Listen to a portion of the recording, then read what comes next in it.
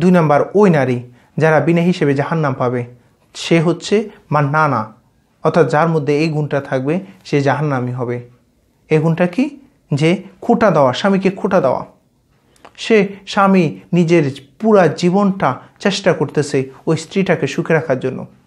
সমস্ত জিনিসপত্রগুলা সে স্ত্রী কোনভাবে চায়, কোনভাবে পছন্দ করে, কোন কাপড়টা পছন্দ করে, স্ত্রী কোন জিনিসটা খাইতে যায় চেষ্টা করে যাচ্ছে, সামর্থ্যের মধ্যে সর্বোচ্চটা দিয়ে চেষ্টা করে যাচ্ছে।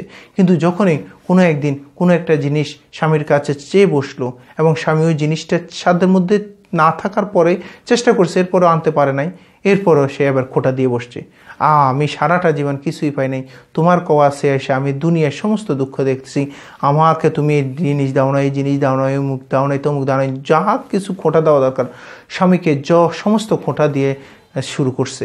এরকম মহিলারা তারা কাল কিয়ামতের ময়দানে যে বিনা হিসেবে জাহান্নাম পাবে, তাদের কোনো সওয়াল জবাব হবে না।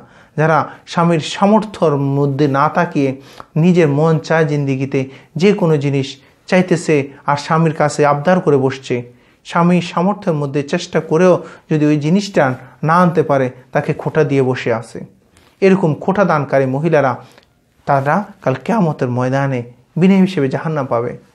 এই জন্য আসুন আমাজানদেরকে, বোনদেরকে উদ্দেশ্যে একটাই কথা, আপনার মধ্যে যদি এই গুণটা থাকে আজকেই পরিবর্তন হয়ে যান, আজকেই নিজের জীবনটা চেঞ্জ করে আপনি কি করেন, যদি আপনার মধ্যে স্বামীকে খোঁটা দানকারী, খোঁটা দেওয়ার মতো এরকম যে গুণটা আছে এই গুণটা যদি থাকে আজকে পরিবর্তন হয়ে যান, আজকে আল্লাহর কাছে ক্ষমা চান, স্বামীর কাছে ক্ষমা চেয়ে আজকে মাপ নিয়ে আপনি জান্নাতের পথে এগিয়ে আসেন, নাইলে আপনার জন্য জাহান্নাম।